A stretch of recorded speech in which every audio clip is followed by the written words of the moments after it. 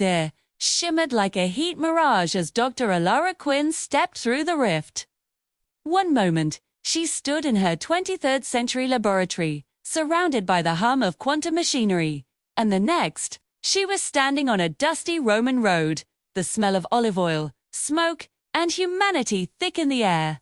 Before her stretched Rome, the heart of an empire. Marble temples gleamed in the afternoon sun. Soldates in segmented armor marched with perfect precision. And the distant roar of the Colosseum thundered like an angry sea. Her temporal stabilizer, a small bronze-colored device strapped to her wrist, buzzed softly. It was working. She had exactly 12 hours before it automatically recalled her to the future. Plenty of time to observe, she thought. But Rome had other plans. Alara wandered through the bustling Forum Romanum, her translator earpiece quietly rendering the Latin chatter around her. Merchants hawked exotic goods. Silks from the East, spices from Africa, silver goblets engraved with gods and emperors. A baker handed out loaves still steaming from his clay oven. A young boy in a tattered tunic bumped into her and nearly fell. "Careful there," Shays said with a smile, offering him a hand.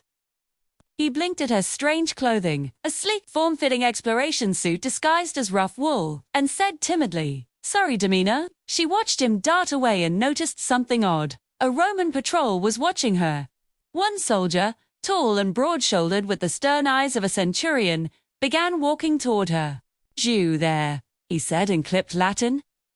"Your accent. You're not from any province, I know." Alara forced a nervous laugh. "Traveler from far away. East of the Tigris," she improvised. The centurion studied her, his gaze sharp. "Then you have seen wonders. Rome, too, is a wonder, but it does not suffer spies lightly." Before she could respond, the stabilizer on her wrist emitted a faint ping. Red at radiation spike. Someone nearby carried metal not at this age. Her eyes darted to the soldier's belt. Hanging from it, among the gladius and dagger, was a small bronze ring with an intricate pattern, a temporal signature identical to her own. That ring shouldn't exist in this era. "Where did you get that?" she asked softly. He frowned. "This. Found it near the Tiber. The priests said it was cursed, fell from the sky." Ilara's heart raced. It wasn't a curse, was a temporal anchor, a fragment of a failed jump from a previous traveler. Someone had been here before her. She needed to retrieve it, and fast. But before she could explain, the soldier seized her arm. "You will come with me to the prefect. If you are no spy, you have nothing to fear." She tried to pull away, and the stabilizer began to hum louder. "I'm sorry," she whispered, "but I don't have time for that." A flash of white light erupted, sending sand and petals flying. The centurion staggered backward, shielding his eyes. When he looked again, the strange woman was gone. Only a faint scorch mark remained where she had stood.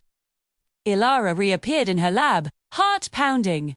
She clutched the bronze ring, now safely in her hand, proof that another traveler had been stranded in the past. On her monitor, the system began decoding the ring's quantum imprint. A faint, wavering voice emerged through static. "If you're hearing this, I never made it back. Beware the Emperor. He knows." Lara stared at the screen. The Emperor? Augustus? Nero? Someone else? Her next mission was clear. She reached for her temporal calibrator and set a new destination. Rome. 64 AD, the year of the Great Fire. With a deep breath, she stepped into the rift again. The future and the past were about to collide once more.